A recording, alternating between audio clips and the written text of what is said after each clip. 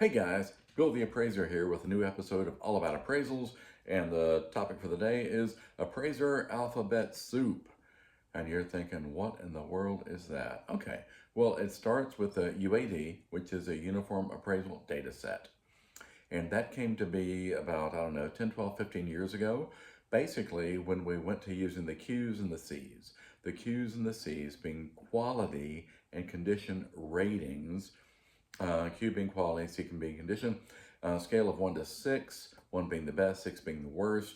This happened about 15 years ago. And so at that point, when that change happened, and the reason that came to be was because prior to that, all appraisers used kind of just sort of a generic adjective to describe the home and its condition. The quality was fair, average, good, excellent, whatever. And the condition was fair, average, good, excellent, whatever.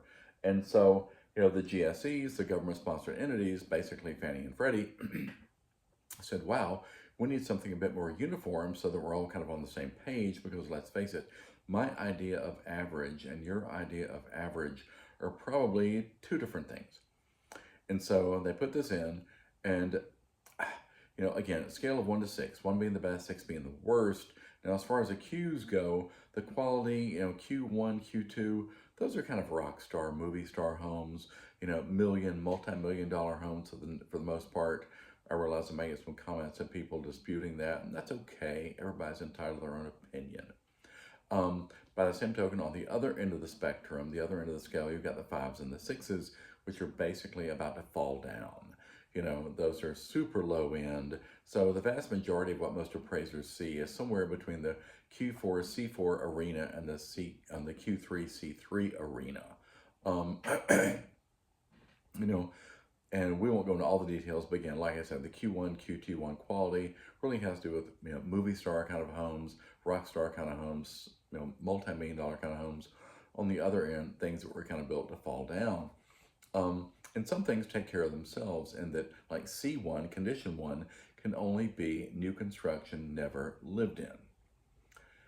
Kind of like driving a new car off the lot.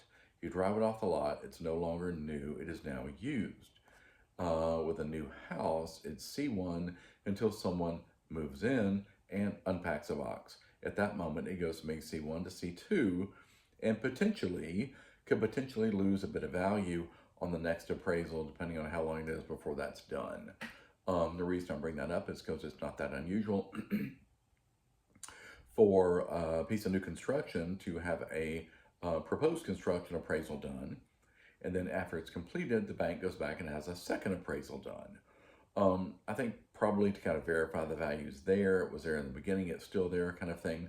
But, whereas previously, as proposed construction, it would have been done as C1 condition, new construction never lived in. The second appraisal is going to be done with C2 condition, because at that point it's being lived in, people have gone in, beds are up, they're living there, box has been unpacked, etc., etc. Now, would that in and of itself necessarily make the value come down? Maybe not, and just kind of depends on the comps available at that time. So, alphabet soup, Q's and C's. Along with that, if you look through the appraisal, you see all sorts of expressions that are used, and those appear, let me see if I can find it, I'm going to hold it up for you to take a look. That all appears on this page of the report, which is kind of, I don't know, probably 35, 36, page 35, 36 of the report. And it's all the little abbreviations you see on the grid, the grid being, comps 1, 2, 3, comps 4, 5, 6, 7, 8, 9, if there are that many in the report. And you might see some abbreviations where you don't really understand, gosh, what does that mean?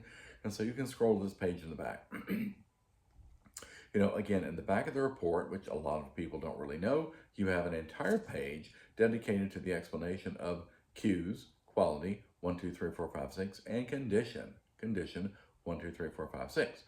And so you can, if you didn't know it to begin with, you can go back and take a look at that and say, wow, okay, so this is the difference between, C3 and C4. C4, just for yucks and grins, as I say, C4 is basically just average. It's probably in all likelihood an older home, has not been updated or remodeled, etc. in the recent past. And so, but it's still in good condition. They're taking care of it to a certain extent, they're maintaining it. So it's every chance it can be C4. C3, on the other hand, has been updated. Either that, or just depending on its age, if it's, say, with less than 10 years old, maybe it's still C3 just because of the year it was built. Or it could be C3 because it has been remodeled, updated, improvements done, etc., etc. A property can never go back to C1. It could possibly go back to C2.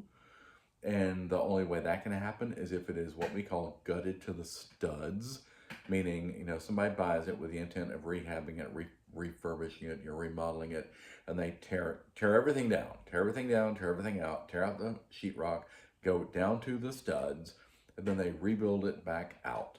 At that point, and assuming there's a big, long list of all the wonderful things that have been done to the property in the meantime, it could potentially go back to a C2 condition. That happens on occasion. I won't even say relatively rare, but in all likelihood, the appraiser would likely copy and paste the information from the MLS listing into the report so that whoever was reviewing the report would understand why the 75-year-old home is now in C2 condition. Because, whenever appraisals are, as I've said many times on this channel, appraisals are reviewed to death. Everybody gets a chance to take a swing at the appraisal and or the appraiser. Both the AMC reviewer, the actual lender reviewer, the underwriter, and of course, eventually, depending on the outcome of the appraisal, that filters down to either the selling agent, buying agent, homeowner, buyer, etc. So, appraiser alphabet soup. Slice this down a little bit from the last version of this report I did. The video I did, and I kind of cut this down a little bit and kind of cut to the chase. But yeah, if you weren't aware that the Q's and the C's were available in the back of the report, by all means, please check that out. Also, the abbreviations that are available in the back of the report, pull that down, take a look at it. If there's anything else that you see in a report that you don't know what that means, feel free to drop me a text, put it in the description. And by all means, if you got anything out of this video, feel free to hit like and subscribe, and I will see you guys on the next video. Thanks.